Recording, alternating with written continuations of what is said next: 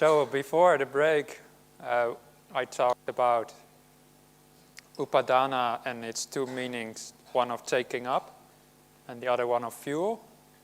And I explained how those two meanings, how they relate in slightly different ways to the idea of craving and rebirth, how it links those two together. And I sort of could have stopped my explanation of upadana there, and then we could have moved on with other factors, but I thought it would be nice to talk a little bit about a historical background of the word upadana and these similes of fuel and fire that we find a lot in the suttas. There's a lot of similes about fire and all these things, and why that may be. And I want to look a bit to the Brahmanical ideas on fuel and fire and food and all these related topics. And do you need to know this to understand dependent origination? No, you don't need to know this.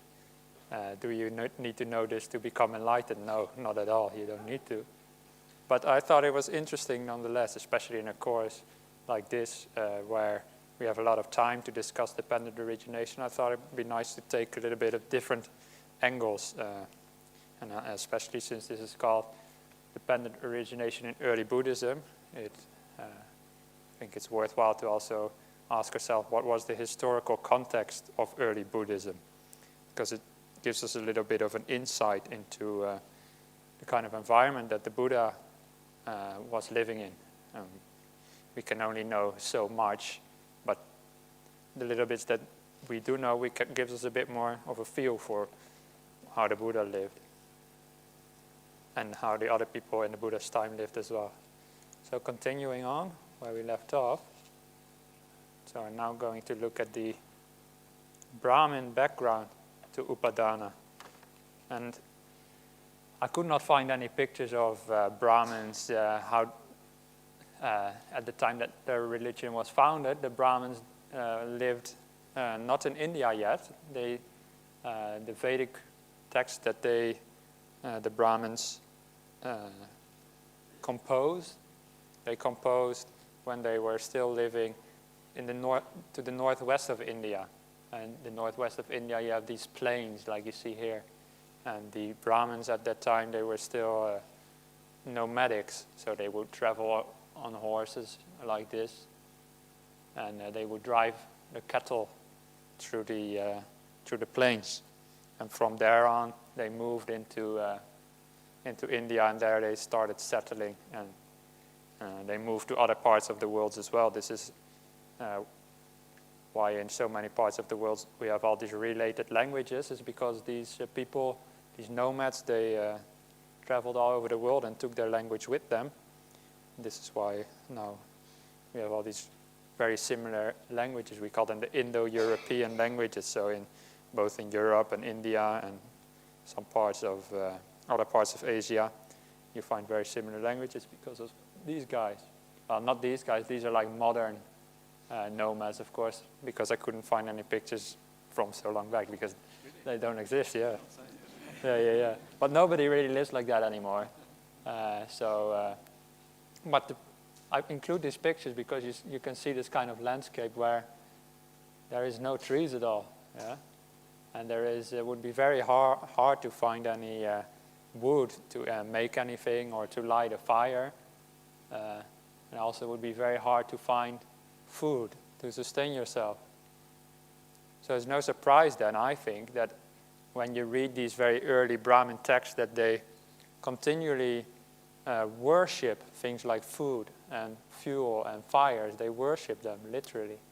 Fuel or fire and food to them were almost like gods, which is understandable if you live in an environment like that you would start to worship these things which are very rare.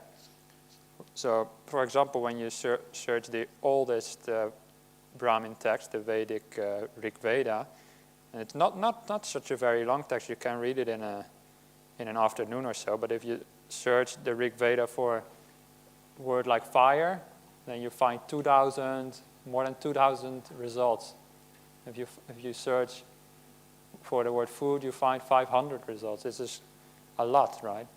The word fire especially happens all the time. So these are the kind of people that moved into India and which the Buddha had a lot of contact with. These people who talked about fire all the time.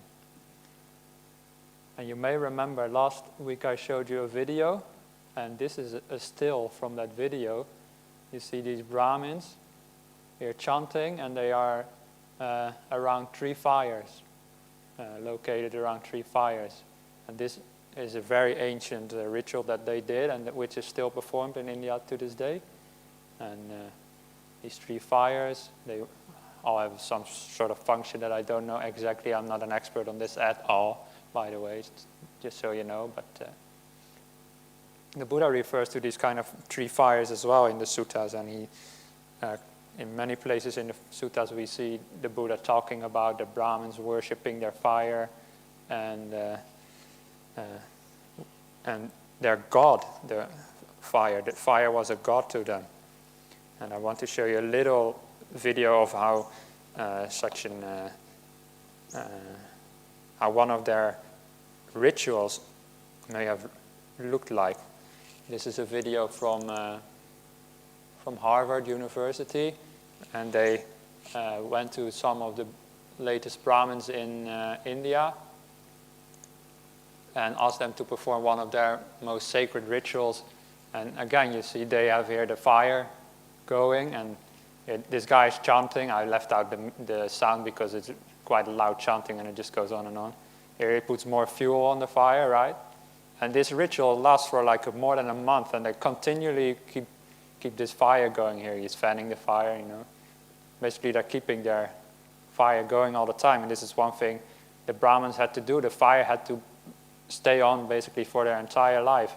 Now they take a part of the fire, put it here in a pot, and this sort of represents the fire moving from earth and moving to heaven. He's now taking it to another altar, so it's this burning inside here, and he's still chanting. They have to do all this chanting, and it has to all be correct according to their texts. That is what karma meant to them. To them, karma meant ritual. So this is also a reference to how the Buddha adopted the idea of karma to mean intention, and not just correct ritual. I talked about the ritual the other time. So this guy is still chanting here, and the fire in there. And now he moves it. This altar represents the heavenly plane. I know this because there is a commentator under the original audio, or under the original video, who explains all this. And so now you've got the fire burning here, and they're pouring more oil onto it. And they will also throw all sorts of kinds of food in it, like butter and ghee. And you find this even in the suttas, where the Buddha also says that the Brahmins are pouring butter and ghee into the fire. And there you see how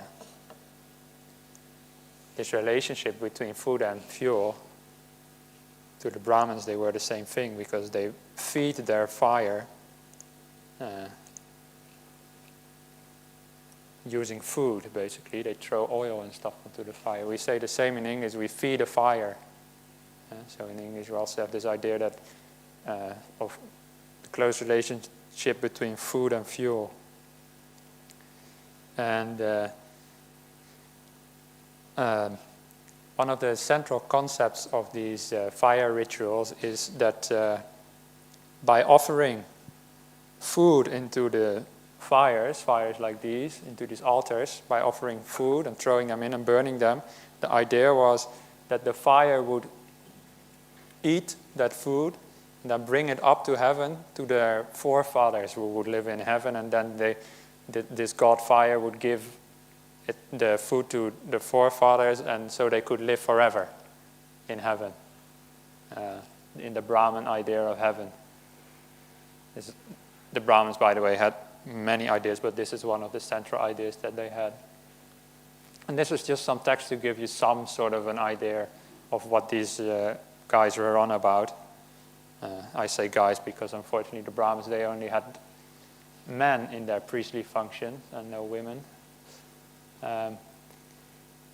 So just to give you an idea, you don't need to know what this means in detail, because I also don't, but you get an idea anyway. I have beheld the might of this great being, Agni. Agni means fire, and in Pali it's Aggi. His jaws now open and now shut together, so his jaws is eating. Much they devour, insatiately chewing. So insatiately meaning always hungry, always chewing. His head is hidden, well, a fire, you can't see no head in it. Unsated, always hungry. With his tongue, he eats the fuel. The tongue is obviously the flames, right? So this is very much of an imagery. With hands upraised, for him they quickly bring his food together. So the Brahmins, they bring the food for this great being, Agni. So this was what they were doing in the Buddha's time all the time. And for example, sitting at a crossroad, always keeping a fire burning and offering food. And this is also one of what the Buddha says, this is wrong livelihood.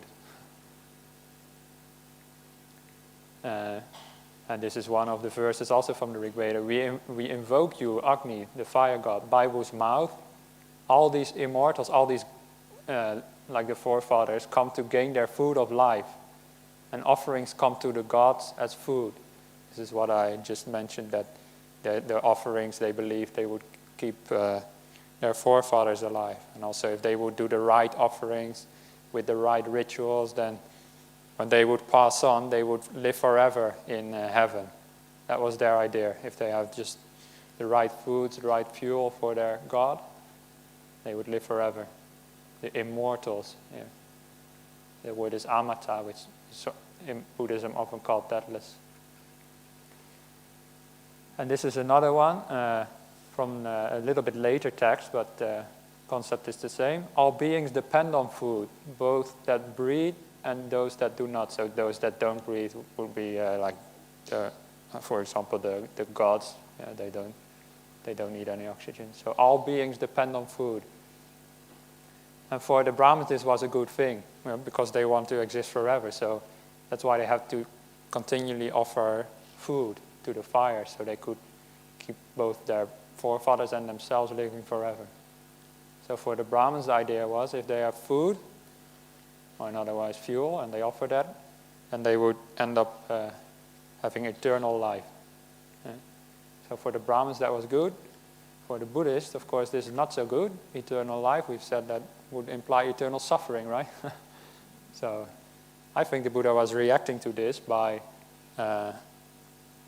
adopting this word fuel, upadana, and using it in a different way, because in the Buddhist tradition it's not about keeping upadana going. The whole point is to get it to cease.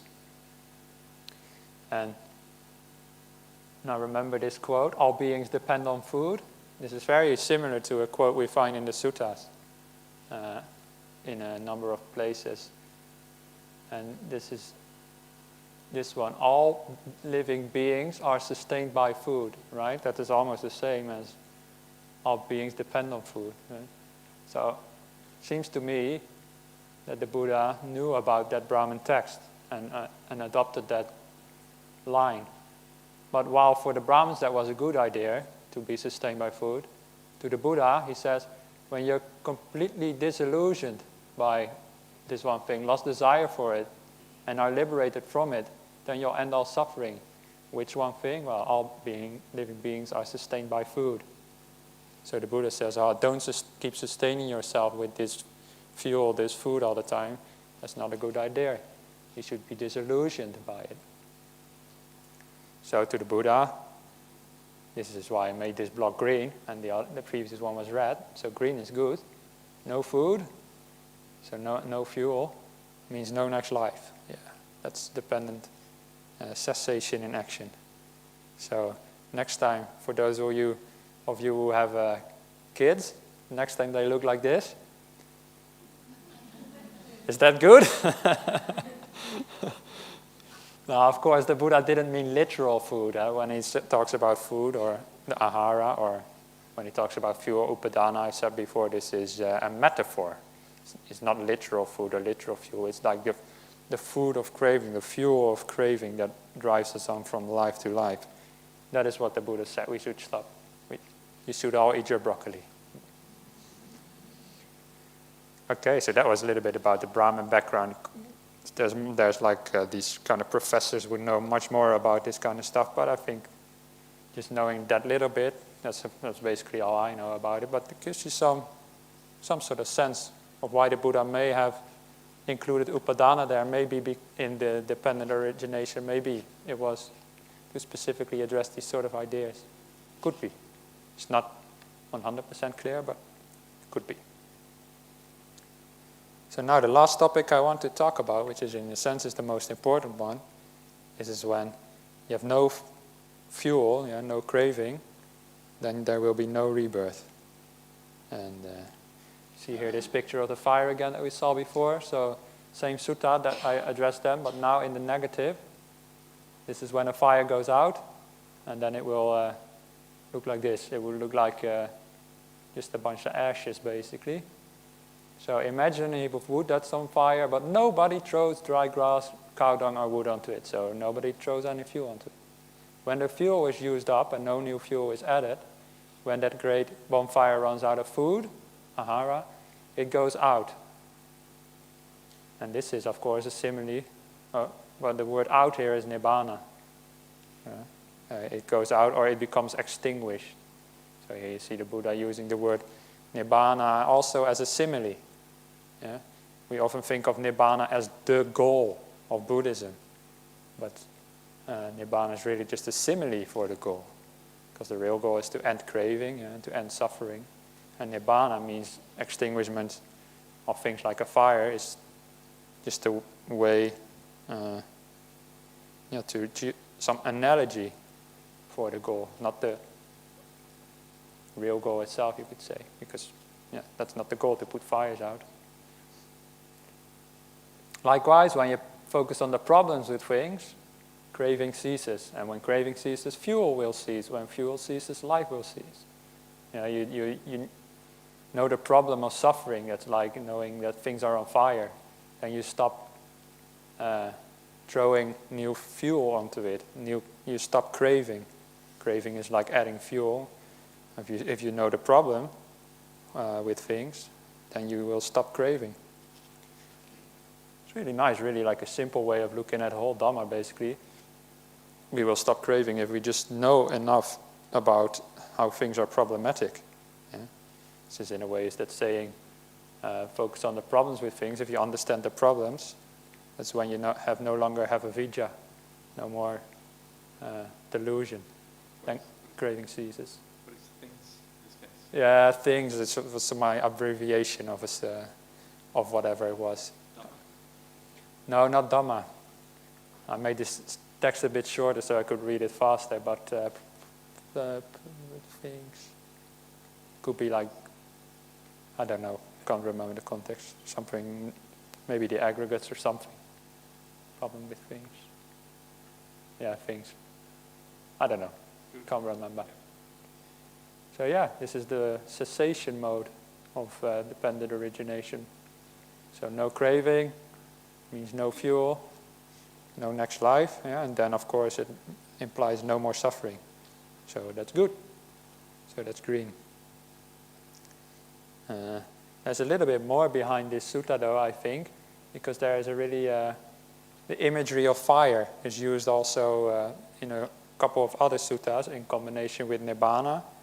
And one of these suttas is the Vacchagotta Sutta on fire, which is Majjhima Nikaya 72, quite a famous sutta. And I've also abbreviated it a little bit for the sake of presentation. So Vaccha, this is the same guy again that we saw in that other sutta. He has a lot of these questions all the time to the Buddha. Vaccha seemed to be somebody who just didn't get it. He was asking the same kind of questions all the time. Maybe it's just like sort of a story, what do we call it? Maybe there were actually, in actuality, there were all different guys asking these questions, and for sake of transmission of the sutta, they just always called him Vaccha for some reason. He became an arhat, though. He did in the end, yeah. Asking questions about big things. Yeah. He got it in the end. Yeah, Yeah, it does. that's true. That's true. So maybe we should have ask more questions. And this is the question that Vajra asked. So Vajra asked, what happens to an enlightened being after death? That happens before in the sutta, but I abbreviated it here in the brackets. So what happens to an arahant after death? Actually, the question is, in a sense, already wrong. And we'll see why. The Buddha answered, Vajra, if a fire was burning in front of you, would you know that it was burning in front of you? Well, of course I would, Sir Gautama. What would you answer if somebody asked you what that fire depends on to burn? Depends is paticca. Yeah. So in other words, what does the fire need to burn? Well, says Vajra, I'd answer it depends on fuel, upadana, to burn, like grass or wood, for example. So a fire is burning depending on fuel. You don't have a fire just burning out of nowhere. So when that fire went out, would you know that it went out? I would, answers Vajragotta. The Buddha, if somebody asked you in which direction that fire had gone, to the east, the west, the north, or the south, what would you answer? And then Vajragotta is like, what? That does not apply. The fire depends on the fuel to burn. If the fuel runs out and no new fuel is added, the fire can only be called out. Out is nirvana. It can only be called extinguished, right? So, if I would take a match. Came prepared. The fire is burning on the match. Ooh, suffering. And then, well,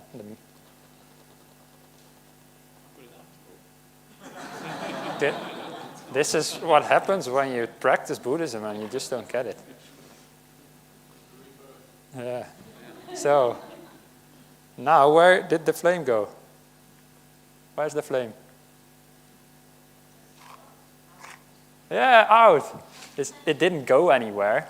It didn't go to the eternal flame heaven, as Ajahn Brahmali says when he talks about the sutta. There's no eternal heaven where all flames live happily forever after. The flame just ceases. It disappears. It stops to be. You just saw it right here in front of your eyes. Makes total sense what that means, right? First there is a flame, and then when there's no more fuel, the flame stops. The fire stops or ceases. Or it goes out, nibbana. And this is a simile for what happens to an enlightened being after death. The sutta goes on a bit further, but it basically means an enlightened being is just a process, just like a flame. A flame is not a thing. A flame has no essence to it. Flame is inherently empty of any core or essence that would be able to live forever. And the same applies to all of us, all living beings. We have no essence inside of us that is eternal, that could last forever. And therefore, if you see this and you're enlightened, you don't go anywhere. Yeah, just like the flame, you don't go anywhere. You just cease to be. So therefore, the question, what happens to an enlightened being after death, is already wrong, because it implies that there is somebody, there is a being there, that goes somewhere. It sort of implies that there is a self in there. That's the idea that Vajragotta has. He thought, wow, I exist right now. If I am enlightened, where do I go? I can't just cease to be. But this is exactly what the point of the Buddha's teachings is, that we are all empty processes which can eventually cease. And to me that makes total sense, because you look at other things in nature, not just flames, but all other things, like from little blades of grass to stars, they're all not essences. Yeah? A blade of grass can fall apart, and even stars, they can die. They don't last forever. So why would human beings have something inside of them that would last forever? Or any beings for that matter. That's That's just looking at it from an outside perspective. But of course, we've mentioned it before. If you really want to see this, it comes down to your meditation, and we'll discuss that a bit more hopefully next week. So that's about fire running out of fuel. Yeah? Does that make sense to people? Does that imagery? Yeah. Do you think you get that? Yeah. It's often misunderstood though, because there's often people who think that after enlightenment there's still some part of the Arahant, still consciousness after they die still continues somehow. But I think that is misinterpreting things like this sutta, which to me is very clear. So, a fire running out of fuel, right? But what that is an image which to the people at the time of the Buddha would be even more lively than now, because they depended on fire for everything, right? They didn't have any electrical lights, so all their lamps were oil lamps, and candles and stuff like that had fire for that. Cooking they had fires for. We saw these Brahmins with the fires. They made bricks using fires, everything with fire. So this imagery was very alive to them. And they would have no misunderstanding what nirvana meant. Nirvana just means going out of a flame, or the extinguishment of a flame. Maybe a little bit less alive for us now, this fire imagery. So what does it mean to you when I say, I ran out of fuel? When you see this, right, on your car, that's what it means for us to run out of fuel. So maybe when your fuel gauge is empty, yeah. So maybe we can use that imagery. No more fuel, you're not going anywhere. All right. So if that fire imagery doesn't do it for you, maybe you can think in terms of this. Want to finish off this little bit about Upadana with one sutta that we chant very often, one part of this sutta, which is the Ratana Sutta. And we chant it often at house blessings, and in the monastery we chant it often. It goes ki nang puranang navang nati sambhavang virata chittaya tike bhavasming te ki nabija avirul hichanda nibbhanti dhira yathayang padipo idhampi sanghe ratanang panitang ete na satche na suvati hotu. And some of you might know that, especially in Sri Lanka, they also chant this a lot. And what does it mean? Ending the old, Kinang Purana, means ending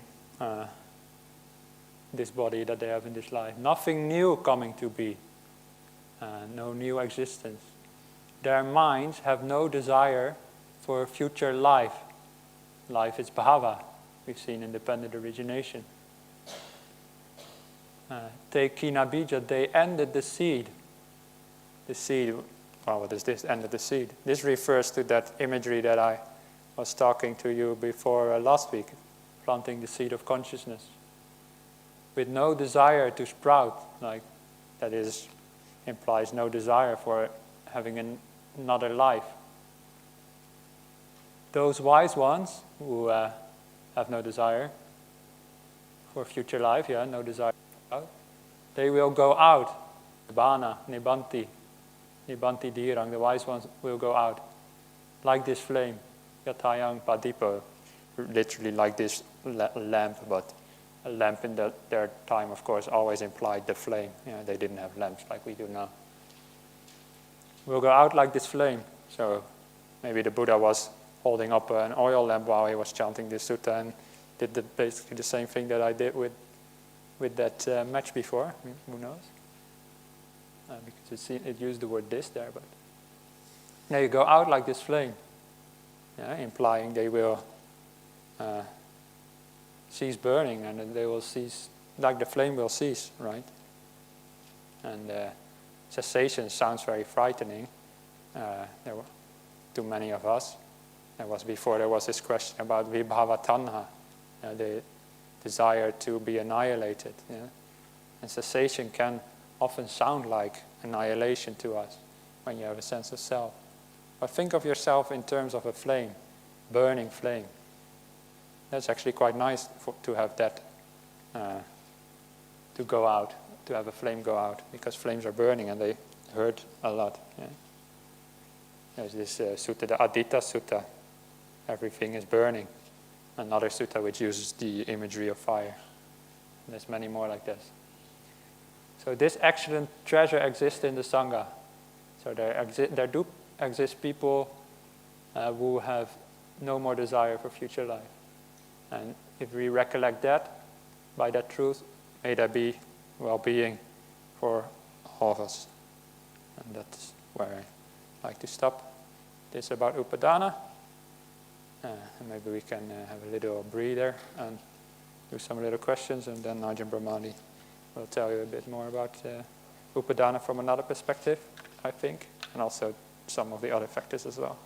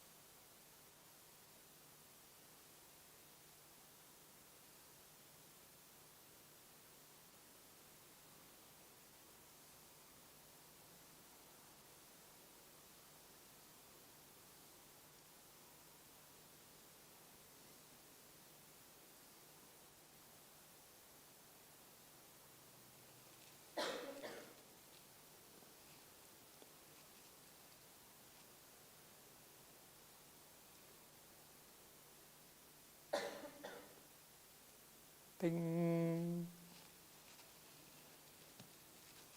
Couldn't reach the bell. So. Okay. So, if there's any questions, please find the microphone.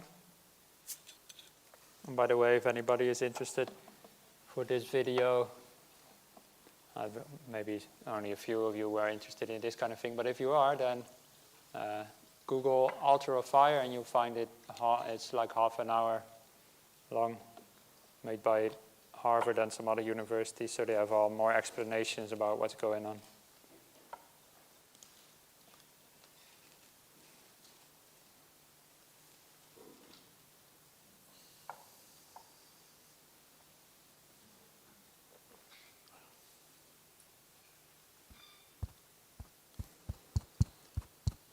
Ajahn, hello. Yes, working fine. Hello. No doubt in my mind, I mean, we as human beings, or humans, go through all these steps, and dependent origination is quite valid for us. Okay. Can you speak a bit closer to the microphone, maybe? Hello. Hello. There's no doubt that these steps apply to humans, but how do they apply to lower realms of animals, insects, that sort of thing? I think their craving is to survive and food and eat. Other than that, would they have all these other conditions that create next birth, or eventually? Do you think that applies to all? Yeah. It should apply to all beings, but just trying to clear my mind. No, yeah. How it would apply to beings without any developed sense faculties, please. Yeah. Thank So, first of all, I would say I don't think about those kind of things a lot, because to me, I'm a human being, so I just focus on the perspective as being a human being, and I'm not really that concerned about what happens to a mosquito or something, because I'm not. But having said that, though, it is an interesting thing to think about. How does it apply to insects and other animals, right? And other beings. Dependent origination does apply to all beings, because they're all included in samsara, except for enlightened beings, of course. Those are excluded from dependent origination, but the rest is all included. And it may be that some of the details of dependent origination don't apply so much to certain animals. For example, they may not have all the senses or whatever, those kind of details. But in the end, it's still craving to exist. As you said, they just want to survive, right? And they want to... no living being gets born with the intention to die right away. All beings get born and they want to stay alive, at least initially. Sometimes people get depressed and they want to die, but that's a different subject. Generally, everybody wants to live, and all beings want to live as well. This, you could say, is like the desire, the craving, or the fuel, if you want, for them to keep existing if they die as well. And our human life is quite long, yeah. So we develop a lot during one life, so we can go from totally ignorant to totally enlightened, possibly. But other beings may have much shorter or even much longer lives, and maybe when lives are much shorter, then maybe the influence of past lives becomes bigger as well. So maybe for animals, their influence, their intentions of their past life may have more of an influence on how they continue in samsara as well. So maybe it's not just so much about what they're doing in this life, because, for example, a fruit fly, can they make good or bad karma? It's very hard to say, right? I don't think so. When you just look at a fruit fly, there's not much good or bad they can do, but maybe they did good and bad in lives before when they maybe were a human being. And maybe that karma comes up again when the fruit fly dies, and maybe that influences their rebirth. sort of guessing because, as I said, I'm not a mosquito or fruit fly, so yeah. Please, Eddie, yeah. Go, fire away. Yeah, you talk about nirvana, that is not giving feel, okay? So what came to my mind is, my understanding of nirvana is, what I was saying, is the ending of greed, hatred, and delusion, you know. Yes. So we can also fit in, there's also greed too. Don't put fire maybe to greed, anger too, and delusion is wrong thought. So, this goes a little bit more in detail than I planned to, but there's two kinds of nibbana. Well, the word nibbana literally means going out of a fire. That's what literal meaning is. But that meaning is applied as a symbol for an arahant passing away and then going out. But you said also, nibbana is also used for greed, hatred, and illusion going out, for the moment of enlightenment itself. Yeah. So that is where that same simile is used for something that is slightly different, and not the moment that arahant passes away. That is called nibbana, sometimes called parinibbana. But the moment they become enlightened is also called nibbana. Yeah. There's one sutta that in the Itivuttaka 43 or something that is about the two kinds of nibbana. And I've given a talk about that before here. So if you want more detail, then you can watch that, and I think we'll answer your question. Yeah. All right, some quickies from online.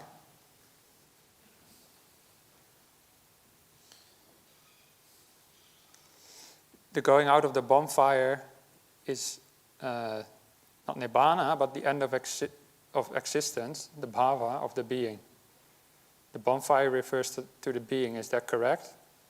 I think so. You could refer to it like that because the word for bonfire used is also kanda, so it seems to refer to that. Yeah. That's one of the suttas we were talking about. But again, there's two ways to use the word nibbana. One is the end of existence, and the other one is the end of the defilements.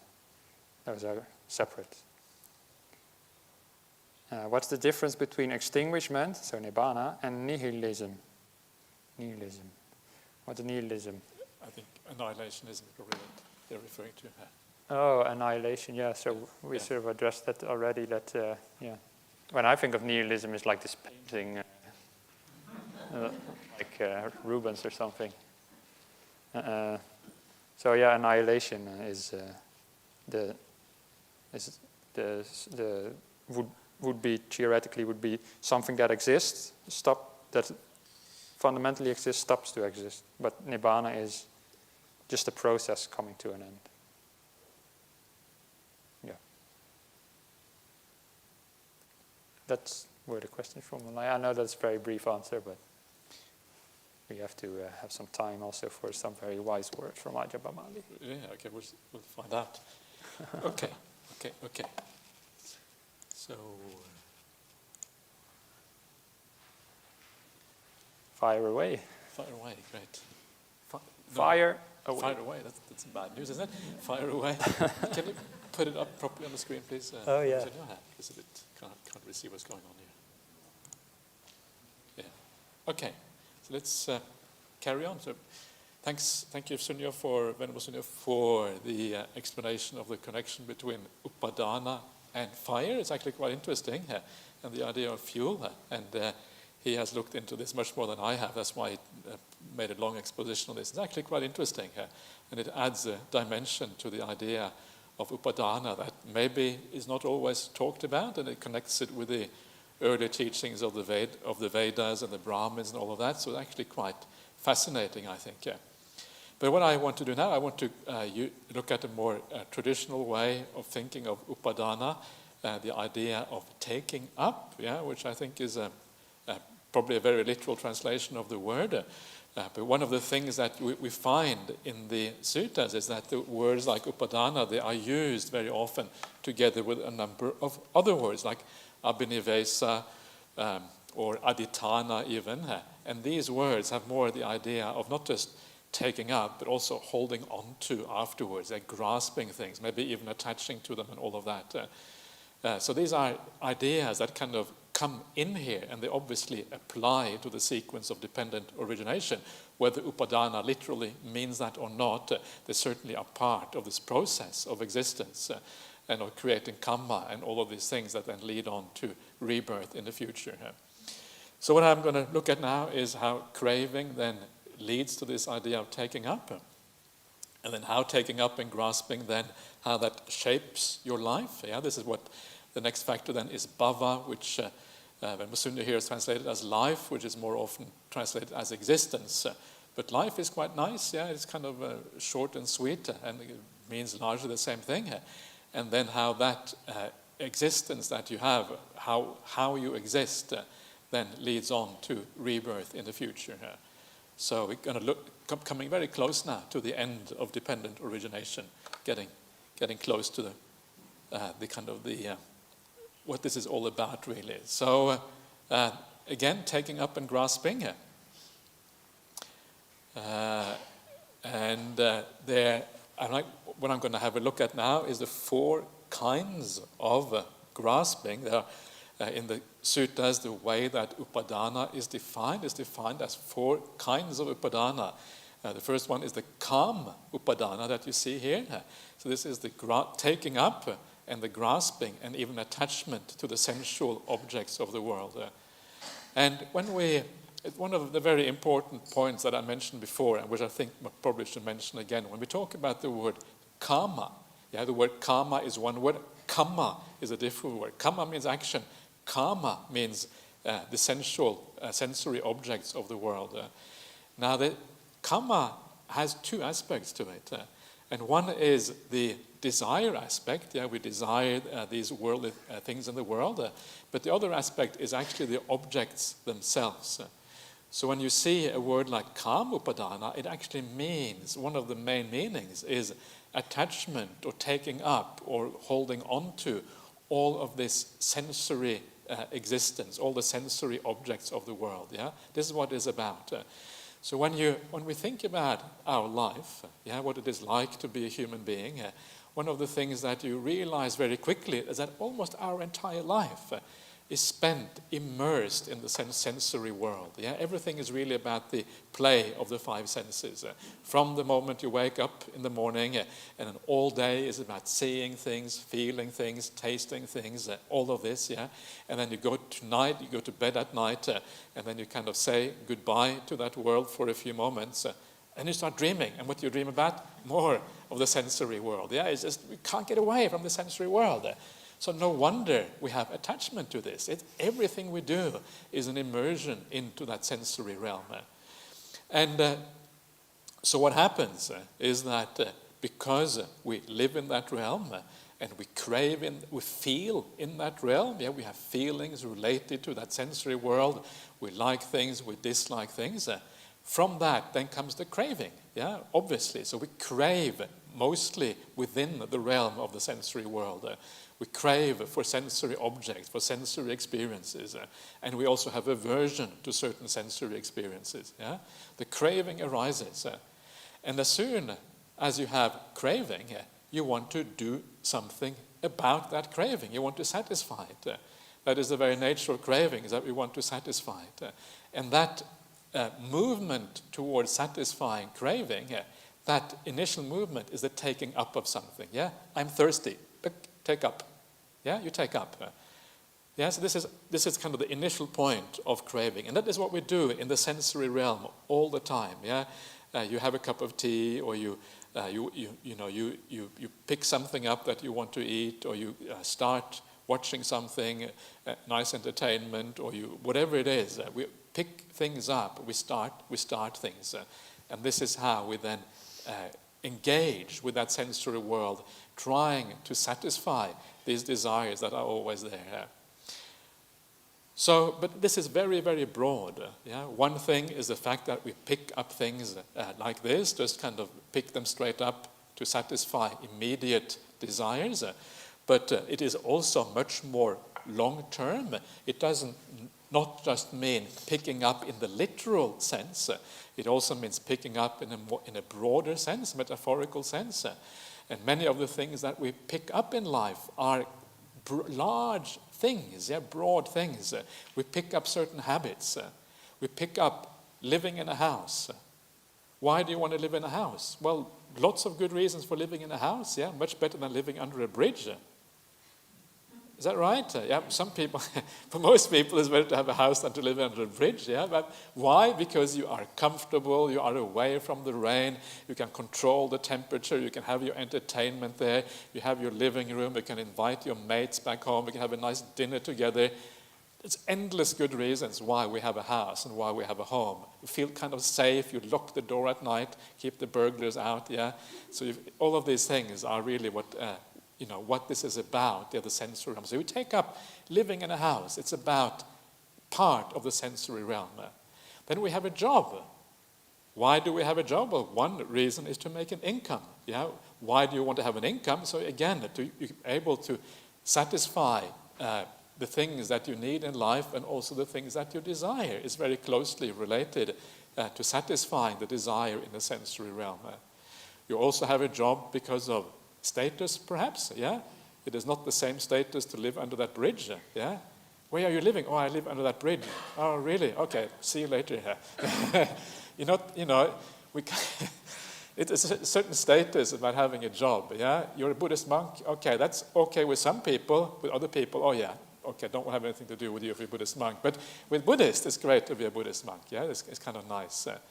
So it satisfies all of these things in the sensory realm. And then we take up certain hobbies, we take up certain,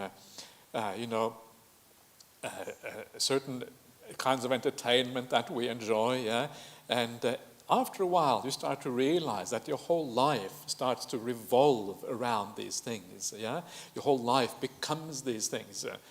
I sometimes speak to my brother who lives back in Norway, and ask him what his life is like. Oh, my life is just running around all day, doing things. There's no time to sleep, no time to do anything except for running. He's got 2 children, he's got a wife, a big house, and 2 children, and just full activity all the time, continuously. So your entire life revolves around these things. It becomes your existence, these things. And you can see how the craving makes us take these things up to secure those cravings, the upadana, grasping onto things, attaching them, and then our existence takes a certain shape based on that upadana. You live in that sensory realm, and you start to form your life around that. Of course, after a while, you may start to realize that there's more to life than the sensory existence. Sensory existence actually is often quite precarious. Sometimes we don't know what's going to happen around the corner. Sometimes it looks like the world is going in the wrong direction. Sometimes, things just go wrong in that realm. So we become a bit more wary of that realm. Right view is starting to make itself manifest inside of us. We're starting to think more like the Buddha is thinking. Our outlook aligns more with the Dhamma.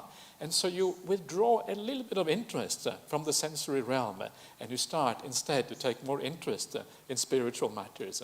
And you start to think more in terms of, actually, maybe I should try to be more peaceful. Maybe I should try to find more joy, maybe in a different realm, through being kind, through being virtuous, and all of these kind of things. And then you take up new practices. You start coming to the Buddha Society. You come to the dependent origination class. These kind of things. And you start doing spiritually. You come and stay at the monastery for a while. If you are a bit nuts, you become a monk or a nun. And you do all of these kind of things. And your life takes a new direction. And because your life takes a new direction, it is like you exist in a new way. You exist in a slightly different realm. Your mind inclines towards new things. And your existence starts to take a new course. This is very similar. You will remember I spoke about this also at the very beginning when we talked about sankharas and vijnana, and how the sankharas based on avidya, on ignorance, then establishes consciousness depending on what those sankharas, these are the willed activities of the mind, how that does something to your mind, how it makes you either feel light or heavy, or how it affects your mind. This is parallel to that, a slightly different angle of attack on how we're looking at this. So you can see here how these upadanas, these attachments, then create our existence, how they are based on craving, and they lead on to a particular kind of life. The second one of these upadanas is the dit upadana, and dit upadana, grasping of views. And in Buddhism, this can mean a variety of things, but very often it refers to, in particular, views like the eternalist view or the annihilationist view. So why do we take up these views? Well, the reason is because there is a craving for identity inside of us. So you feel certain feelings, and you know that when you hear the word eternalism, God is looking after you. Oh, that feels so nice. Okay, I'll believe in God. That's how it works. That's actually often very simple. We are so simple, really, when it comes down to it. We make things very complicated by adding all this intellectual superstructure, but the root of things is very simple. Okay, you are eternal. When you die, you will go to God. God is really, really nice. I really recommend hanging out with God. Okay, that's me. Okay, from now on, I believe in God, and I believe in the eternal life. Why? Because it feels good. So it comes from this idea, this sense of identity. I feel like I am somebody. I want to be happy. And if somebody gives you a theory that matches with that, well, then you will accept that. Very often. Unless you have reasons to doubt it, you will accept those things and you will go along with that. And once you are committed to that, once you are attached to that, once you have taken up that view, this is again taking up, nothing in the world can detach you from that view. Why? Because it becomes an aspect of your identity, of who you are. It becomes very, very dear to you. And the same thing is true also for the annihilationist view. You think, God existing forever with God. Actually, I don't like that idea at all. I don't really know anything about this God. Is this God really nice? Maybe this God is not so nice. Maybe this God will do bad things to me. Well, if God created this world, it's not, did a pretty poor job. There's lots of volcanoes and a kind of natural disasters and climate change. Surely this God would have done a better job. I'm not so sure if this God is nice or not. So, don't want to get reborn and live forever with God. So, but actually, there's an alternative theory. When you die, everything just comes to an end. That makes more sense to me. And so you grasp onto that idea, and you think that it fits with modern outlooks of science. It feels good to you, and because it feels good for you, you crave that view, and then you take it up as a consequence, and then you believe in that. But all of these things, ultimately, they are based on feelings. They are based on what feels right to us. And then we add a little bit of logic on top of that. We add kind of our ideas of the world. And then we think that Buddhism is just an ancient superstition, so you can't really believe in rebirth. Okay, so these are the options that are left. And so these are the views. And, but it's obviously not just about religious views. It is also about political views. It's a very interesting thing. I don't know I'm not going to ask you about your political views because we get into a bun fight very quickly if you start asking about political views. So please keep them to yourself. It doesn't really matter. Everyone is welcome to the Buddhist Society regardless of your political views. Except maybe if you have some really extreme political views, maybe then you may not fit in here so well, like all beings should die now. That kind of political view is no good in the Buddhist society. But apart from that, we can accept a very broad range of views as long as you live according to Buddhist ideas.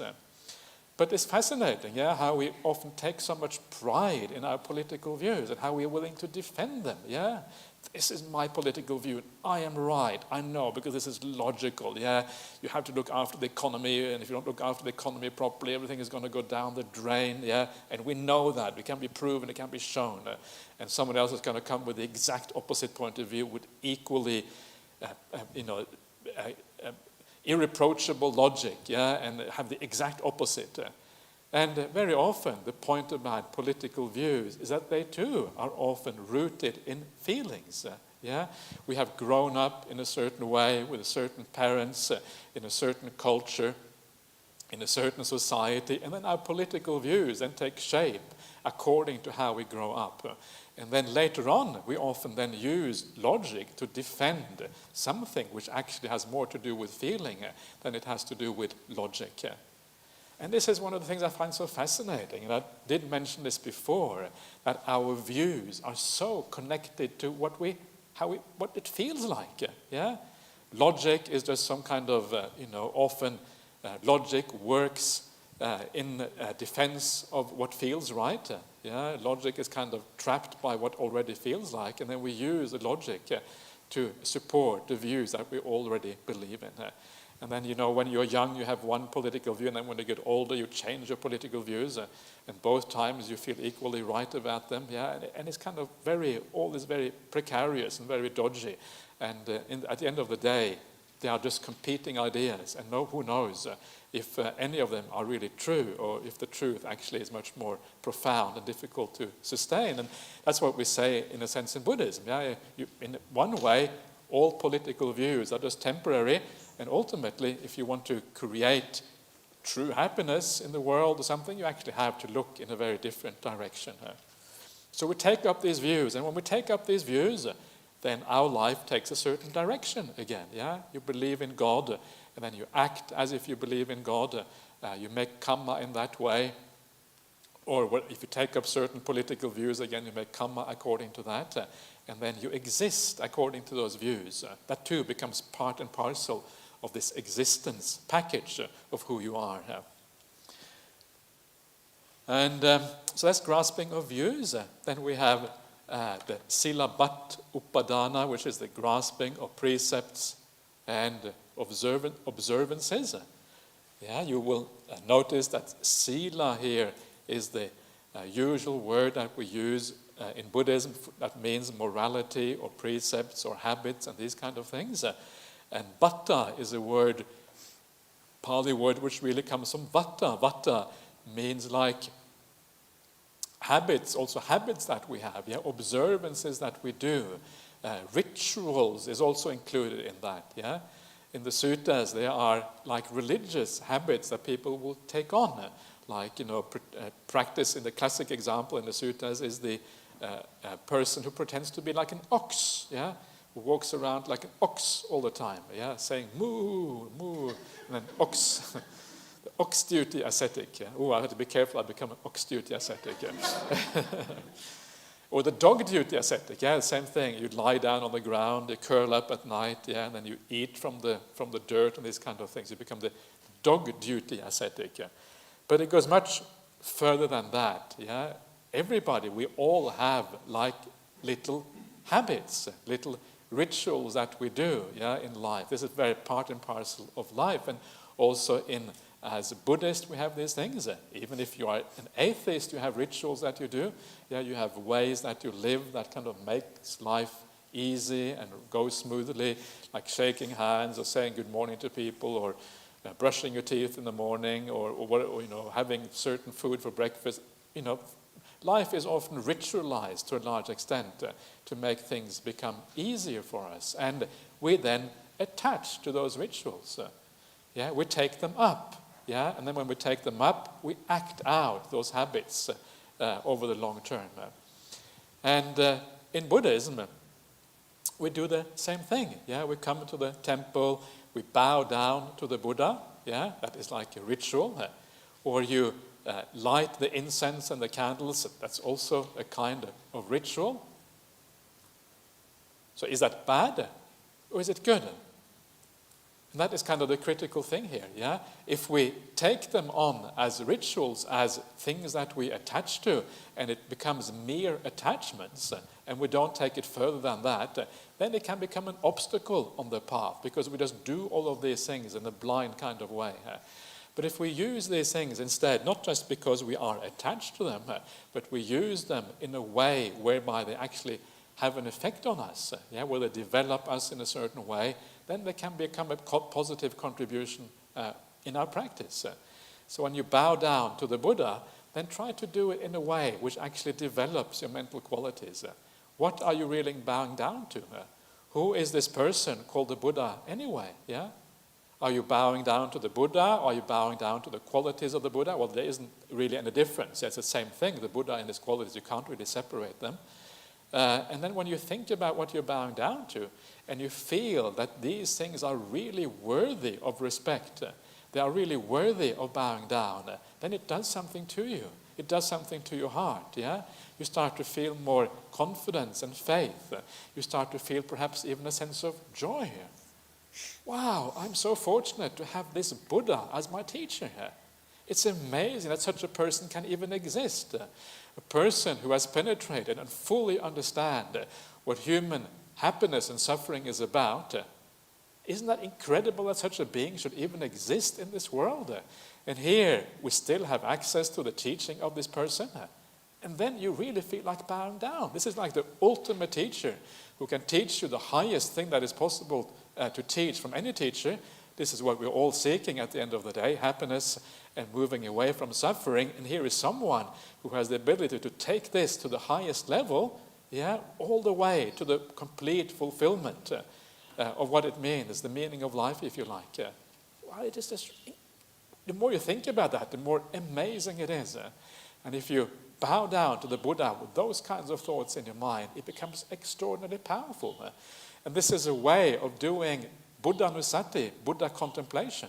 And then you can afterwards, when you meditate, you can bring that memory back into your mind. Wow, this is my teacher. Wow, and then you can be fit. That can actually, sometimes, I'm not saying it is easy, it takes practice, but if you do it in the right way, sometimes it can give rise to this marvelous joy and happiness that we have this extraordinary teacher in the world who has understood the human condition so profoundly. It's like, whoa, it's hard to believe. The greatest spiritual genius in human history. What a wonderful thing that is. And then you are using this upadana, this picking up of certain rituals, you're using it in a way that actually becomes very useful. So this is, again, the difference between using the upadana merely as a ritual and then adding something to it that actually makes it more profound, makes it deeper, makes it more meaningful. And there are so many cases of this in Buddhism where we can do things more meaningfully. When we do the chanting, it's the same thing. You can do the chanting in an empty way, blah, blah, blah, or what am I thinking about, or what am I going to shop tomorrow, blah, blah, blah, blah, or I think I've shopped this, cooked this, And this is very common. It happens with me sometimes. I sit in the monastery, we do the chanting on Wednesday night, and suddenly I'm thinking about, tomorrow I've got this work project going on. Wait a minute, I'm chanting the Metta Sutta, for goodness sake. Maybe I should focus on that instead. But because you know the chant so well, it just comes out automatically, and your mind is somewhere else. And you're wasting the opportunity. You're wasting the chance to reflect on the word of the Buddha. These are powerful words with beautiful meaning. If you reflect on it in the right way, if you understand that this is beautiful Dhamma that you're hearing, you actually get inspired. It lifts you up. You are doing Dhammanusati, recollection of the Dhamma. You're not just making these things into a ritual. The same thing can happen with meditation practice. Sometimes you hear people doing meditation. I meditate once a day, half an hour in the morning. You've got to meditate, right? You're a Buddhist. You have to meditate. So I just, I do it just to kind of get it out of the way. So then I can carry on with my rest of my stuff. And sometimes meditation becomes like that. It becomes something we do ritualistically, because it is what you're supposed to be doing. Please, don't fall into that trap, because it just becomes another upadana, something you take up, something you attach to, and something which stops having an effect on your spiritual life. If that is what's happening, then stop for a while instead. Don't meditate. Do something else, then come back to it. If you fall into really bad habits with your meditation, it is more destructive than constructive. Pull back a little bit. Okay, what am I doing wrong? How can I add more mindfulness to my meditation practice? How can I add more joy to it? More inspiration, all of these very important things. And as you do that, then when you come back to it again, it lifts you up and it has a new quality to it. And meditation should always be developing. It should always be moving forward. From month to month, maybe not month to month, but from every 6 months or so, you should see there is an improvement. Your mindfulness is getting better. Your defilements are going down. And if this is not happening, you should ask yourself why. Why isn't this happening? And then when you ask yourself why, that is when you're asking the critical question. Because this is the question which will help you to unearth that treasure which sees your defilements clearly, which sees the obstacles clearly. And when you see them clearly, then you have the possibility of eliminating those obstacles in the future. So please have these upadhanas. Please take up meditation. Please take up rituals like chanting, like bowing down, like lighting incense, like coming to Dhamma talks. That too can become a ritual.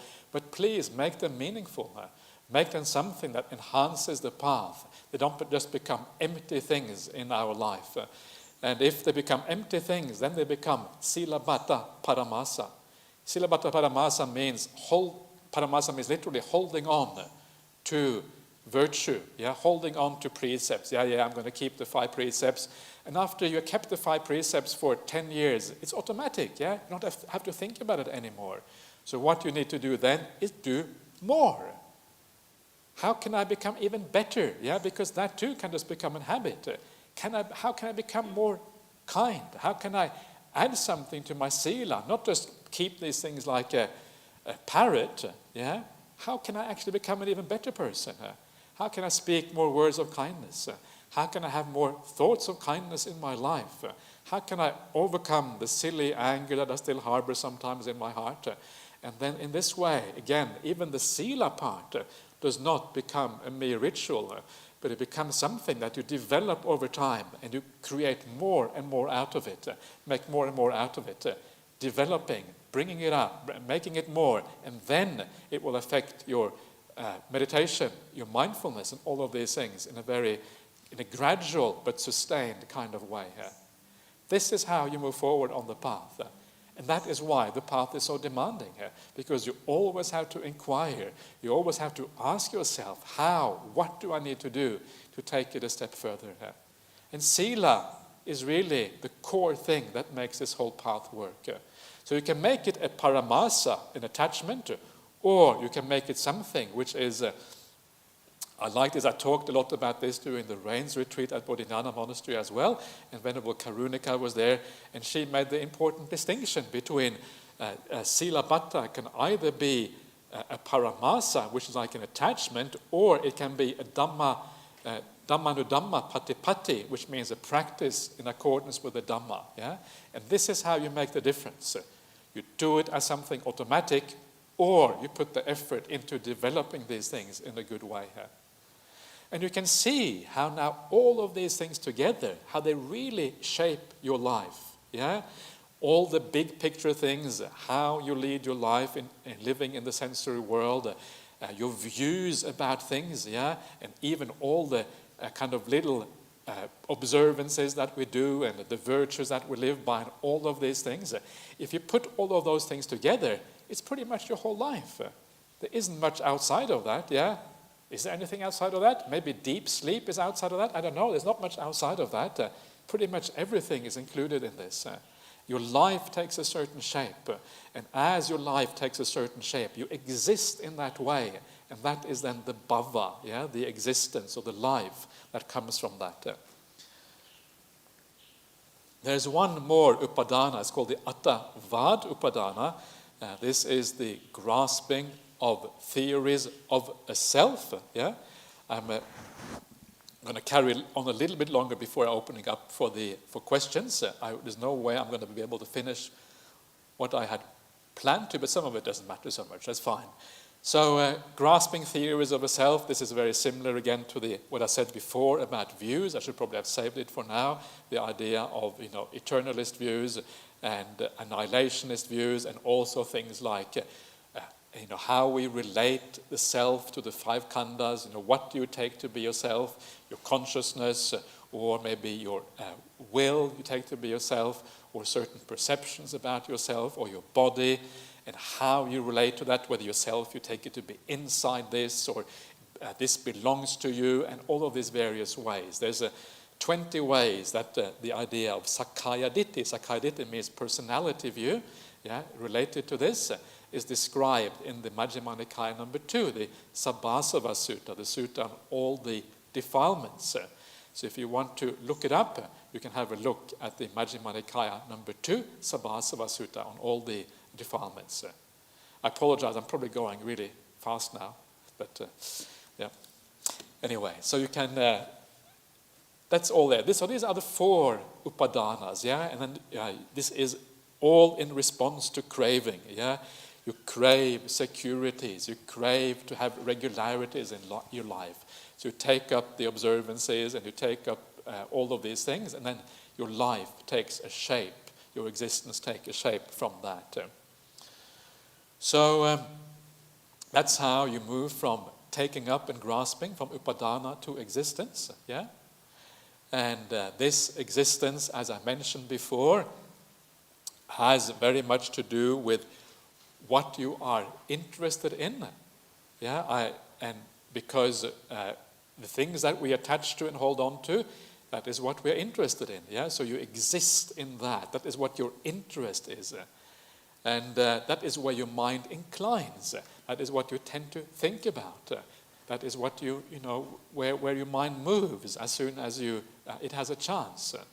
And as I mentioned last time, the way to find out where your mind inclines, it is not enough just to look at what happens superficially during the day, because the day is so fragmented, often too many things happening to really be able to have a deep look at yourself. But if you go on a meditation retreat and you relax and you allow the superficial turmoil of the mind to calm down, then that remaining inclination of the mind, the remaining bias of the mind that you have when things calm down, what happens then? What are you interested in then? Do you tend to think about all the things in the world? Or do you tend to think about peace? Think about all of these positive things that we talk about on the Buddhist path. And I'm sure many of you will know exactly what I'm talking about, when you go on a meditation retreat, when you, after day 3 or 4, where is your mind at after day 3 or 4? What are you thinking about?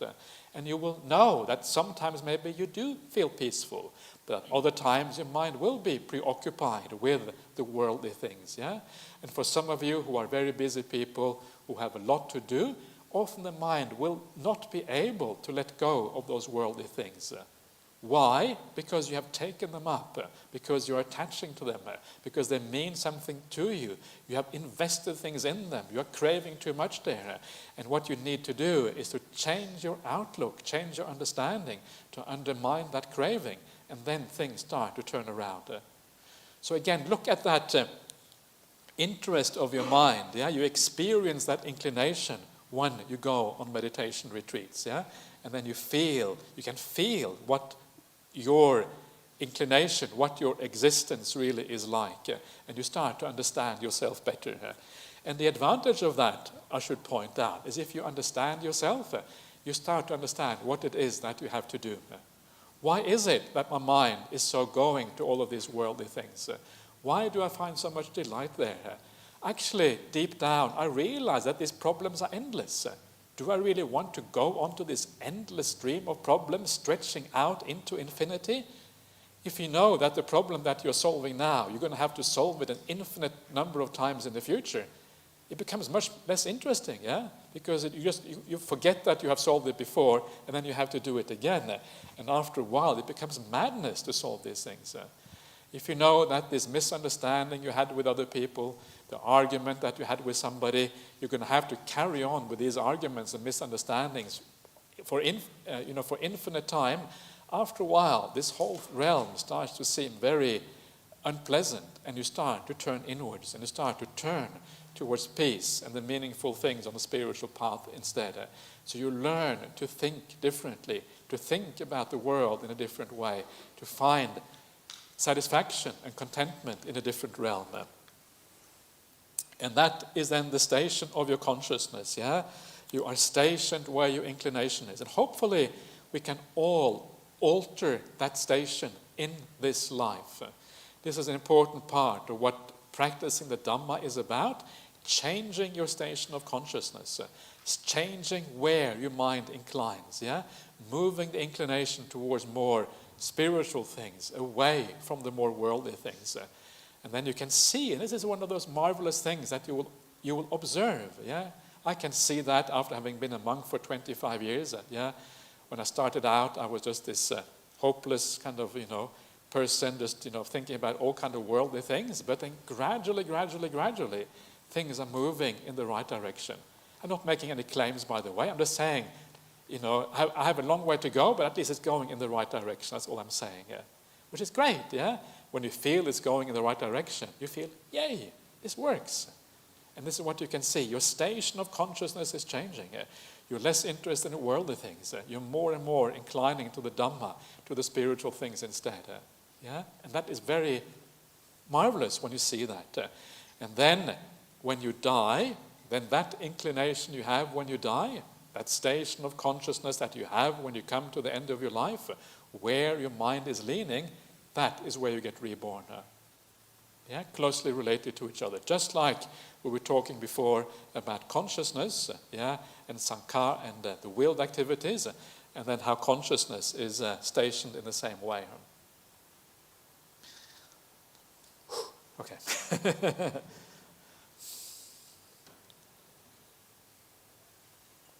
Okay, I'm not going to go much more.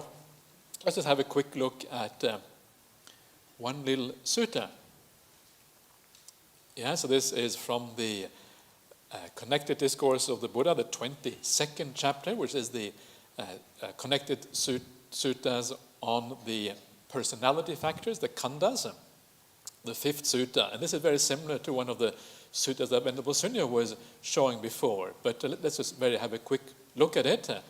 So when you seek delight in form, yeah, rupa, when you welcome the form and you remain holding to it, yeah, so you can see here, these are all very similar to the things we have been talking about. Yeah, the craving and the upadana and maybe even the bhava are all kind of part of this. Yeah, so because of this, you delight in it. Yeah, so these things are all kind of interwoven with each other. Very hard to really pull them apart. So because of delight, you delight almost. Yeah, it's kind of almost a revolve around each other. So you delight in form because you hold on to it. And then from that delight, you have then the upadana. Delight is similar to the craving. From the upadana, the grasping, you then have the existence. And then existence becomes the condition for rebirth. Yeah, you can see here, this is almost like, this is dependent origination. But here, with the delight in the 5 khandhas as the foundation. So when you enjoy the 5 khandhas, yay, my body, ooey, don't please... Please don't become old. Yeah, I don't want to be old. I don't want to be decrepit. Please stay the way you are. Yeah, don't change. Of course, you're asking for the impossible. Yeah, and then you look yourself in the mirror. You think, oh no, gray hair everywhere. Whoa, this is the end. End is coming very fast. And so if you hold on too much to your body, that's what happens. You start to grieve. You feel depressed when you get old. Yeah, wrinkles coming out everywhere. Things falling apart, you're getting sick, things are going downhill. But if you are used to the idea of the things in the Dhamma, you look yourself in the mirror and think, oh yeah, I expected that. Yeah, this is to be expected. Actually, you quite like it because you see reality is just happening and you realize no need to hold on to this body. Yeah, this body, unreliable, does bad things I don't want it to do. Let it go. Allow it to do its own thing. Don't worry so much about it. Yeah. This is actually very liberating, not to have to worry about the body, because we are so obsessed with the body in the modern world. Yeah, I don't know. I think people are more body obsessed now than ever since I was young. Yeah, I mean, of course, as a youngster, everyone is obsessed with their body, but these days it seems to be worse than ever with all the internet stuff and all these kind of things going on. So you let go of all of that, and as you do that, your delight in the body dies down, your grasping onto this dies down, yeah? And there's a gradual change in your level of existence. Instead of being so interested in the sensory world, again, you move towards more peaceful things instead. That is what this looks like. So we're getting a little bit late now. It's already 5:30. I'm going to carry on just very tiny bit more, if you don't mind. I'm just going to finish this off, and then I'm very happy to take some questions afterwards as well. But please don't feel shy about leaving. If you have to leave, please leave at any time. We don't have a little book here. We don't have a kind of red cross against your name or anything like that. Just because you're leaving, you are very welcome to leave at any time. So this is the sutta that Venerable Sunyo showed a couple of days ago, and this is called the Bhava Sutta. This is one of the few suttas that discusses in detail the idea of bhava, or existence. Yeah, and because we have done it before, I can go through it fairly quickly this time. And then Venerable Ananda, he goes to the Buddha and he asks the Buddha, in what way, Bhante, is there existence? And the Buddha replies, if Ananda, there were no kamma ripening in the sensory realm, would there be sense sphere existence? Yeah, so what the Buddha is saying here, for there to be existence in the sensory realm, you have to have sense realm kamma. What is that sense realm kamma? It is the thing inside of you when you calm down and you see where your mind is inclining, where your mind is leaning. If that mind is leaning to sensory things, to things that have to do with the sensory realm, that is sense sphere kamma, yeah, right here, right now. Exactly what kind of sense sphere kamma, whether it's a high realm or low realm, will depend on your actions, yeah, depend on your whether you're doing bad or good actions. But the inclination of the mind will decide whether you're doing this. This is how you know the kamma inside of you right now. You can see where you are leaning, and that will then decide where you get reborn. And perhaps you think that if you are really enjoying your meditation, yeah, oh, I love the peace, it must mean I won't get reborn in the sense realm. You will be wrong. You will still be reborn in the sense realm, but it's a more calm and peaceful sense realm, yeah? Because you still have some attachments to the body. It is only when you take the meditation all the way to the jhana realms that you actually escape the sensory realm altogether. In the meantime, you are actually heading towards this. So all of that in between there is part of sense realm kamma. And Ananda says, no, if there is no sense realm kamma, then there can be no sense sphere existence. And then he has this famous saying that we mentioned before. He says that, thus Ananda, for beings hindered by ignorance, yeah, blinded by ignorance, blinded by avidya, walking in the dark, not knowing what you're doing, yeah, being clueless about the nature of reality. For these beings, hindered by ignorance and fettered by craving, craving ties you to samsara, ties you to rebirth. It's like a rope that binds you, and you have to follow along as a sheep tied to a leash. Kamma is the field, yeah? Kamma is that field. It's when you have this inclination of the mind towards kamma, it's like this field stretching out in front of you, yeah? The kind of all the possibilities in that kamma realm. It's almost like the field in this life. When you look out at the world and you see all the various aspects of this world in the various ways, it's like this field of possibilities. Yeah, it's the field of kamma, and then your consciousness, yeah, gets planted in that field. It is the seed that goes to that particular place. So you have created that inclination in this life. The field has been created, and then the consciousness carries on according to that inclination. And then craving is the moisture. You get reborn in that realm, and then the water of the craving comes, and then you sprout up, and you, yay, reborn in a happy realm, in a nice kind of karma realm. I'm going to enjoy myself in the grove of the gods of the 33, and I'm going to run around and enjoy myself. This is so much better than being a human being. Yeah, wow. The sensual pleasures here are really nice. Yeah, I'm going to do this. And surely this must be eternal anyway, yeah, because I believed in Christianity, and here I can see Sakka is over there. Sakka probably must be the eternal God, and now I'm going to live here forever after. Hooray! and then you die afterwards. That's the downside. And then their consciousness is established there in an inferior realm. Yeah, this is the inferior realm is called the Dhammaloka. In this way, there is rebirth in the future. Yeah, the whole idea of creating that karma, which is like existence in a certain way, and by existing in that way, your consciousness is ready to be planted in that field, and this then is the rebirth. And then depending on what kind of inclination you have, you can then be reborn in the middling realm. The middling realm is the jhana realms. The Buddha is pretty demanding. That's the middling realm, is the jhana realms. Yeah, so, okay, anyway. And the higher realm, what is that? That is the formless realms, even beyond the jhanas. So in Buddhism, everything is kind of very lofty and very high. So I'm sorry to say, even to get to the middling realm, you have to practice the jhanas regularly. Yeah? If you haven't even got there, you're still in the inferior realm. How many people in the world are even in the middling realm? Oh, not many. How many people in the world can practice the jhanas? Not maybe, I have no idea how many. I would say a tiny, tiny fraction. Maybe a few thousand people out of billions, yeah? I'm just making a completely random guess, of course. I have no idea. It's very hard to know. But that is what the Buddha demands of us. So there you are. That is just my take on how I usually explain these factors, yeah? And so the idea is that we experience the world, we crave based on those experiences of the world, yeah, because craving has to happen because these things are so fundamental to what it means to be a being. And because we want to satisfy these cravings, we take up, we get involved in. Yeah? Getting involved in is another way of thinking about upadana.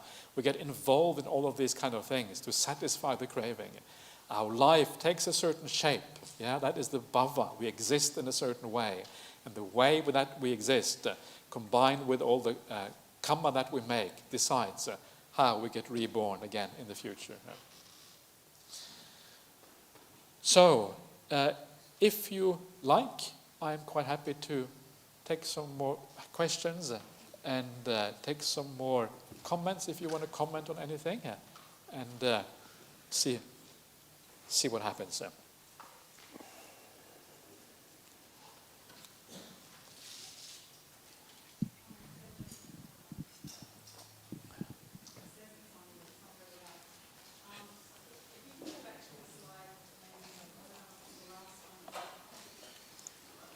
Sorry.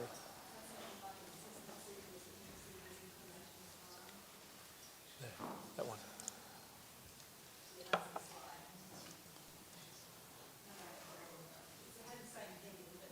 One up. Yeah, I'll do it. I'll do it here. It's okay. Yeah. Yeah. Inclination equals station of consciousness equals rebirth. Yeah. Is it the same thing? So it sounds like bhava and station of consciousness, is it vinyatiti or something, vijnanatiti or something like that? Yeah. Are they the same thing, just one is the present life and one is the next life? They are closely related to each other. Whether they are exactly the same thing, it's hard to say exactly what the Buddha meant by these things. But they are very closely related to each other. I would possibly, I would say they're virtually synonymous. I would say, yeah, because Bhava, yeah. I mean the way that Bhava is traditionally described in the commentaries, it's described as the Kama Bhava and the Upapatti Bhava. So Kama Bhava is the karma that you make, yeah. And that is very similar to the Vijnana Titi, which then is when your consciousness is stationed in a certain place, then you make karma according to where it is stationed. So, and then you re-arise in accordance with that. Yeah. So I would say virtually synonymous. Yeah. My second question was, could upadana be described as the inclination to act on craving? inclination to act on craving. It's more than that. It is the actual acting on craving. Yeah. Okay. Not just the. I think what happens is that first of all comes the actual acting on craving here, and then when you act on craving, that creates the inclination. Yeah. So, for example, if your acting on craving is to enjoy lots of sensual pleasures, and you live in that realm, then your mind tends to incline towards sensual pleasures because you have taken that up as your interest. So you can say, in a way, it's both. Yeah, I mean, it all is kind of involved with each other. But it's good to have a certain kind of process to see what's going on here. The Buddha calls it nati. The consciousness is inclined towards something, and it usually comes at roughly that particular point. Yeah, so you crave, you start taking things up to satisfy the craving, and because of all of that, then your mind inclines towards those things as a consequence afterwards. Yeah.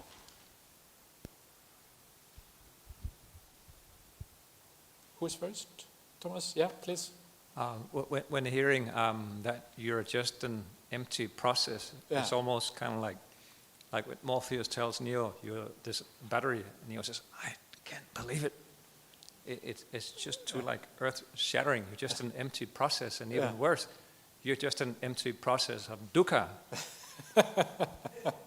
Then the only thing that makes sense is, well, luckily the code breaker there have given the only way out, the one and only way out, right? Yeah. And nothing else makes sense. Like, okay, I just need to end this process as quick as possible. Yeah. But there's just a little problem. Okay. The super process, Mara, tries to stop it because it seems his only process is to keep that process running. Yeah. Is that a kind of... we have to be very careful here how we say these things, because depending on how you look at the Dhamma, it can look really bleak and terrible, and you don't want to have anything to do with it, or it can look just absolutely marvelous. Yeah. So, and this is so important that we actually remember the other side of the equation. So, what does it mean that it is an empty process? This is what you have to remember. So, what it means is that when you sit down in meditation, you can bliss out. That's what it means. It means that when you let go of things in your meditation practice, the more you let go of who you think you are, your body, your thoughts, the more happy you are. And you think, jeepers, this emptiness stuff is actually marvelous. Yeah, there's so much happiness bound up with emptiness. If there were a self to get in the way, I wouldn't want to have a self, because the self gets in the way of all this happiness. For goodness sake, keep the self out of the way. Yeah, because the self has a solidity. Once the self is there, you cannot go beyond that. So if the body is the self, you can't go beyond the body. You can't let it go. You can't really enjoy meditation. So you should be bleeding happy. You're so lucky to not have a self, because the self will actually stop the process from happening. And this is what you see in meditation. The more things cease, the more emptiness you realize, the more you start to understand that this actually is a very, very, very positive thing. It's really enjoyable. It is so peaceful. It is so beautiful. And you think, yeah, actually this makes good sense. But when you look at it from the other point of view, this is just a dukkha and an empty process of dukkha carrying on, then it sounds very bleak. But the experiential side of things is very beautiful, but the theoretical side of things may seem very bleak. Is that what you were asking, or do you want to elaborate? Yeah, kind of. It's just kind of very earth-shattering. It's just an empty process. So I know what you mean, and that is why it is so important that we think about this in the right way, because if you only get one side of the story, then it becomes really hard, and really negative. I know there's a man I have known for many, many years, and he said that he had some very serious problems with depression, really, really serious. He lay in bed sometimes for months at the time, couldn't move, he was completely out of it, and then he would get out, and then he would be really happy, he would meditate, and then suddenly the depression would come back again. It was like this yo-yo life, this manic depressive or whatever it is. And he said there was no treatment for it. He had tried everything, there was no treatment for it. Until one day he realized that he had taken the Buddhist teachings in the wrong way. It's all so bleak, it's all so terrible. And then he realized, actually, when I think like that, it makes existence seem so terrible. All I want to do is blot it all out, lie in bed all the time, and have nothing to do with existence. So that what it can lead to if you take it the wrong way. It can lead to some terrible consequences like that. It makes you super, super duper depressed. So please don't take it in that way. Yeah, and so because that would be kind of really counterproductive. So remember the positive side of this. Ajahn, is there a distinction between karma, upadana, and the second factor, sankhara, as the second factor of the 12 formula of the practice? Yeah, well, that's what the question we had before, very similar to that, yeah? That upadana, I think, is, when you have upadana, then it kind of creates, in a large part, it creates the framework for your karma that you're making here. Yeah, because you have upadana, you have taken up a number of things, you live in a certain way according to the attachments and takings ups that you have. So because you have all of these things, then you tend to act within that sphere of all the attachments that you have, or all the things you have taken up. And because you act within that sphere, you tend to make karma as a, which relates to that. So, if you get into, if you have some belongings and you're attached to them and someone tries to steal your belongings, you might do some bad things as a consequence, yeah? And that comes from the upadana, the attachment that you have, and then you make bad karma as a consequence of that. So it is within the sensual realm, but it's bad karma within the sensual realm. Or you can make good karma within the sensual realm, because it is positive, but it relates to those attachments. So the attachments in upadana kind of creates a framework, and then you act within that framework, I would say, within that kind of existence. Upadana and mental karma? Mental karma too is the same kind of thing, yeah? So you have those attachments, and then you think about it, you reflect on it, and someone says, I'm going to steal your car. And you think, no way, you think, absolutely not. I'm going to break your leg before you get a chance to steal my car. So you're making bad mental karma or something like that. Or or you are kind to somebody because it fits with what's happening in the karma realm, yeah? So you make karma within that thing. But if you then go to the jhana realms instead, and you are attached to that, and you are holding on to that, you don't make any bad karma anymore, because now there is no external threats to you. It's only in the sensual realm that there are external threats to your enjoyment of the sensual world. Yeah, so that's where the problem arises. In the Dhammaloka, in the jhana realms, everything is internal, and then there is no basis for making bad karma anymore. You just make good karma in that realm. So it changes according to the realms, according to what you are holding on to. What you are holding on to will then decide you're a bit, whether you make good or bad karma. So the taking up itself is not a karma. It is as well, yeah, sure. That is also karma, yeah. So when you, that's also karma. So that is karma in itself, and then there's more karma when you act according. Yeah, sure, absolutely. Sometimes you take up bad things, so or good things or whatever. Sankhara as the second factor which drives vijnana, it's pretty much the same thing there. Yeah, because that's the willed activity. The taking up is a willed activity. Yeah, so they're very closely related. So craving, upadana, and bhava, it is almost like a dividing up of sankhara into three separate aspects. Yeah, but sankhara really involves all of them. Bhava may be more related to vijnana, actually, in some ways. But certainly tanha and upadana are basically equivalent to sankhara, I would say. Yeah.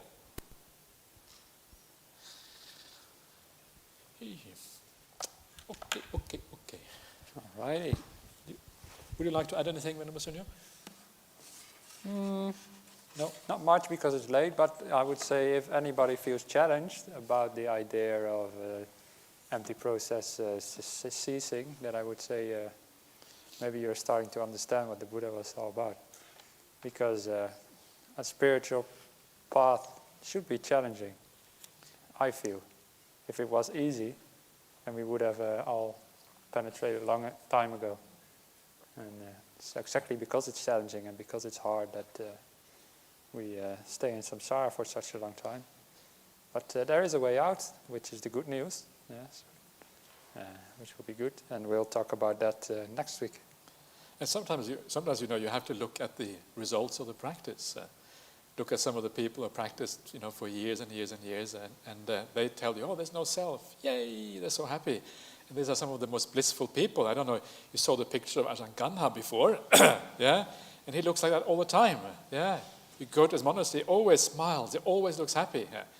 And you wonder how it's possible. And then you ask him a really tricky question, yeah? And then he smiles back at you. Oh, yeah, forget about that, yeah? That's how we should start answering some questions. Okay. Forget about that. I don't know, it's probably not like that. But so sometimes you look at the products of the path. There's someone who actually, at least to all appearances, has practiced this path for a long time, and who probably, it looks like anyway, that they have achieved some of these things. And they are happy. Yeah, the Buddha didn't. The Buddha was pretty happy probably, and you still see some examples of that in the present day. So that's kind of very uplifting.